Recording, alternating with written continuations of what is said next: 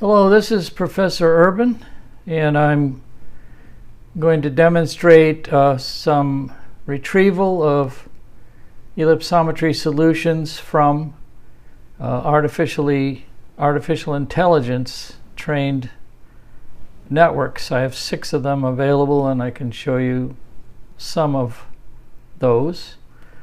Let's jump over to the program itself, and there it is, and I'll put myself in the corner.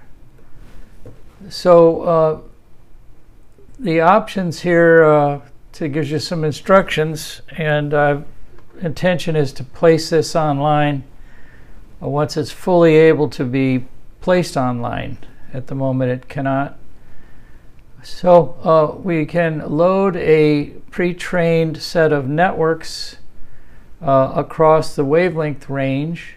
In this case, it's silicon film on a BK7 glass substrate with a training data set of 1 million.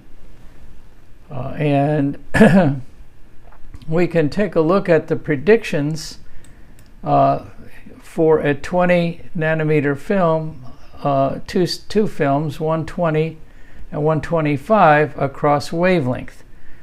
And you can see here that the thicknesses are not very accurate in the shorter wavelengths, and the reason for that comes clear momentarily.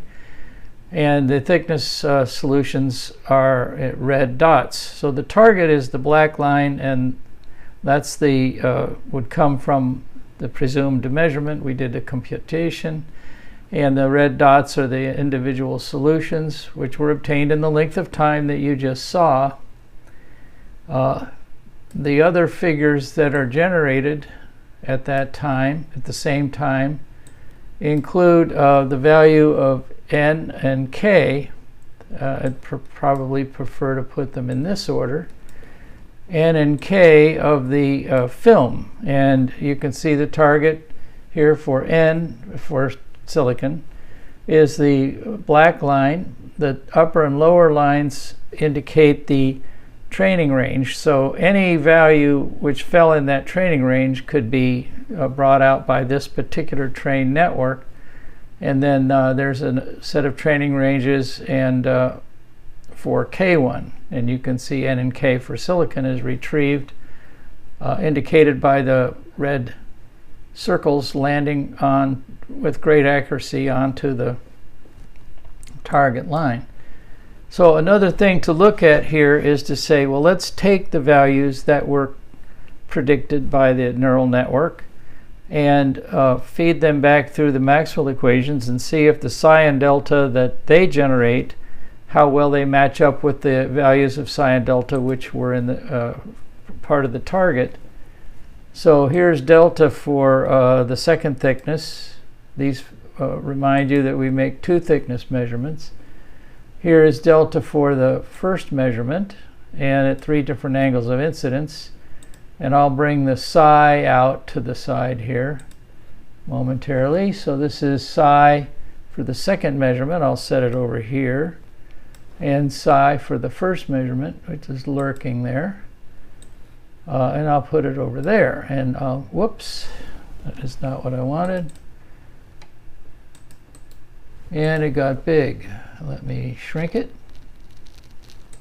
But you can see at this high scale how accurately the computed values of psi and delta matched the numbers that we had as targets, so quite nicely. I'll now do what I was intending to do and bring it over here and get this a little out of the way, and then we'll talk about why it looks the way it does. So here's the 2 deltas at the 2 different thicknesses. There's very little difference. The thickness difference is quite small. It's only 5 nanometers. And here are the differences for psi, and we're matching those nicely. And I can show that in a much condensed form here momentarily. But now, why is this having a problem in the shorter wavelength? Well, just because you're doing AI in an artificial neural network doesn't mean that you escape from the laws of physics. And we can go back here to the values of n and k, if I can find them. Here is n, and then k should be right underneath here. And you can see that at the shorter wavelengths corresponding to the less accuracy, we have a very high level of value of k, relatively high level. And that corresponds to a shallow penetration depth. Even though the films are quite thin, 20 and 25 nanometers, you can see that much less light reaches the substrate up to about 400 nanometers or so, and you can see that the solutions get better, and as the very low values of k, they get better yet. Okay, that's interesting. Let's take another look at a slightly different set of conditions. Now those conditions corresponded, I'll close the figures. This is just a little MATLAB in the corner.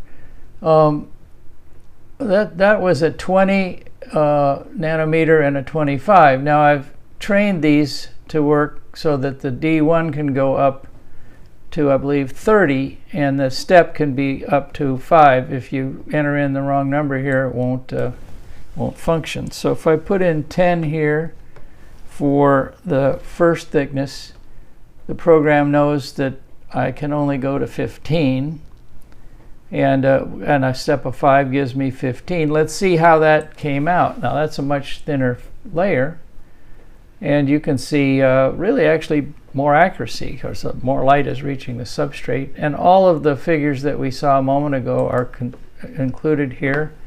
I'll just slowly cancel them out, but you can see that it worked nicely at that particular pair of thicknesses. There's a vast amount of data here. It can't go thinner, and because it wasn't trained for thinner, but it can make a smaller difference. So let's see what happens if I make quite a small step, only 2 nanometers between the two layers. And I'm making these steps so that we can have data sufficiency. So the two films now are 10 and 12 nanometers. I'll have to go ahead and make the plots, and we'll see what you might not be surprised to see, that the accuracy is still less at the shorter wavelengths, but quite good at the higher wavelengths. And each particular prediction for all the different parameters, the 4 parameters, are made in about 2 milliseconds on a decent computer. So I'll just get rid of those, and we'll take a look at a test then at over a range of different values at a particular wavelength. So at the wavelength of 253, we produce these graphs by sending in computed values for 500 different scenarios, and then seeing how well the predictions match up. Here they are. You can see that on this axis is the accurate number from the computed test, and then on the vertical axis is the prediction number, which is not as accurate, of course. And if they were perfectly accurate, they would lie on a 45-degree line. This is 500 points. You could test it with 1,500 or thousands if you want. And you can see it does a nice job with N and K, but D is having some problems. Well, we already know that there's some problems with the very thin layers. So let's go ahead and jump up to a longer wavelength. Let's go like to the other end. Let's go almost to the other end and go to 16. There's 17 total different neural nets here, and so 700 nanometers, and let's do our check there. And it takes a second to do, don't forget, that's 500, and this is on a very old computer, by the way. And whoops, and I want to get that out of the way. And you can see a really nice, accurate reproduction or prediction for thickness at that long wavelength because, well, we have light reaching the substrate. Why? Well, this N looks really good too. K looks bad until you look at the, it doesn't show very well here, but the axes are very small. So while it looks like it's not predicting, we're down in the third digits just to get that straight line. That's something you probably have to get used to that. So let's move on to another. Now that's across a range of thicknesses, not just at 2. We just looked at 2 a moment ago. And if you want to get the overall statistical picture, we can click on this button called Statistics. And this looks at the root mean square error of the agreement between the computed and target values of psi and delta. But the more interesting one, and you can see that they're all quite low. I mean, they're within a half a degree in this case. But if you look at the root mean square error of the values of n and k, you can see that in it's better to look at the thicknesses first, the ones below.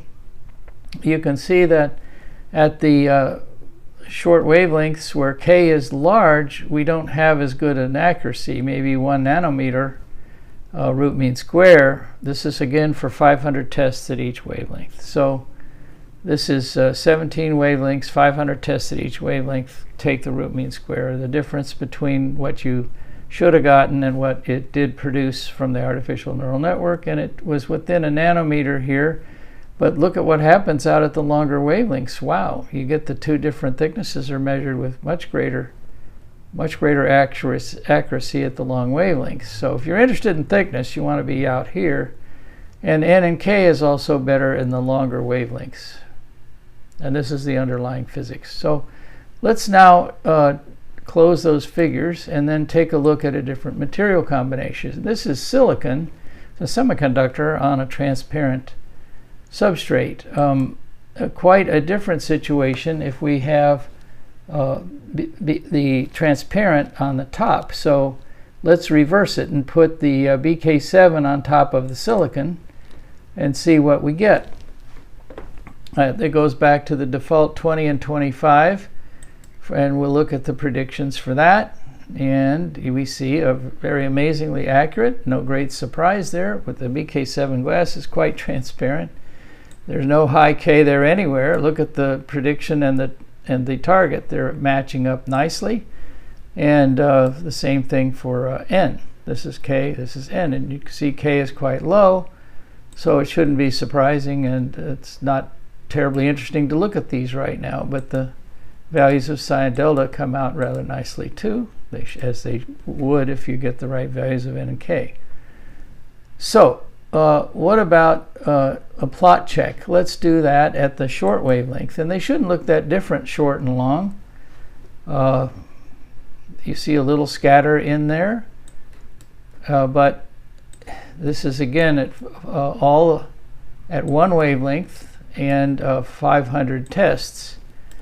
And again, this thing looks like it's missing on the K. Oh my goodness, what's wrong? Well, the axis is 10 to the minus 7. So they're in, I think, agreement to 10 to the minus 7 is acceptable agreement. Why does it show up like this on the graph? Because I set the graph axes to be equal everywhere. Otherwise, if I made the axes large, like not 10 to the minus 7, but 4, you would just see a dot right there at the origin. So this, for practical purposes, this does lie on the 45-degree angle line if you were to draw it out long enough. And the K and the thickness values are quite good. Remember, they weren't good with in the absorbing range for silicon on the top. We can go now, halfway through to 10 nanometers, let's say. I'm sorry, to 10 wavelength number 10, which is 396, and we take a look, and it's not going to look that different. You can see a nice agreement with the psi and the size and deltas. I'll click them away, and we'll get to that, and you see a very nice agreement here at this wavelength for. So predicting for transparent on a silicon substrate is good. And I guess to complete the story, we should go ahead and look at the longest one, which is 17, number 17, and it's 826. We'll plot the check for that. And you're going to see nothing special. So they're all good because K is so low. All right, so we've learned that. And now probably the most interesting part in all of this is that if we now have BK7 on float glass, so now we have two materials, both of which are very low K. And I have to wait for it to load. Anytime would be good. There we are, BK7 on float. And we'll go ahead and plot our prediction with the standard 20 to 25. And you're going to see something not so pretty. Oh my goodness, it can't get the thickness. Well, a little deeper investigation of this combination shows that the amount of reflection at the interface between the film and the substrate is extremely small. The light reaching the ellipsometer is orders of magnitude more intense, so there's almost no information delivered that's related to the thickness. What about the values of N and K? Well, guess what?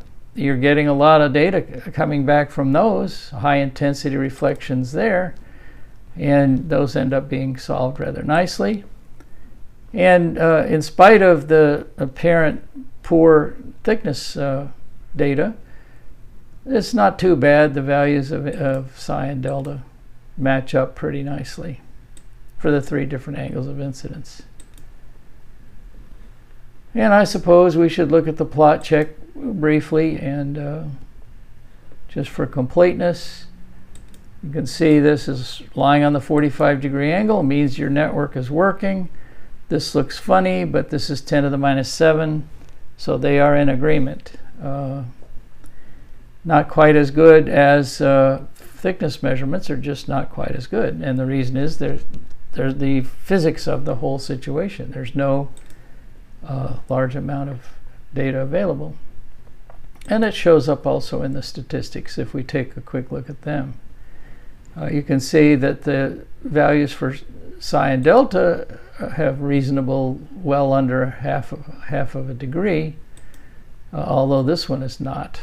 And I want to provide this available to the world community, but right now it's not. For some reason it doesn't compile properly. But you can see the error in the thickness. It's pretty steady across the whole wavelength range, and the mean square error is about 1 nanometer. So this is not a really good accurate way of measuring, no matter how you do the computation, thickness of a transparent film on a transparent substrate. But it gets N and K with great accuracy. So I could go on. There are other combinations of materials, as you could see. I'll just quickly show you those, and then we'll call it a day. I have 1, 2, 3, 4, 5, 6 different combinations that I happen to include for this. And generating more takes about 2.5 hours to generate each set of 17 artificial neural networks. So with that, I close, and I appreciate your interest, and for that, I salute you.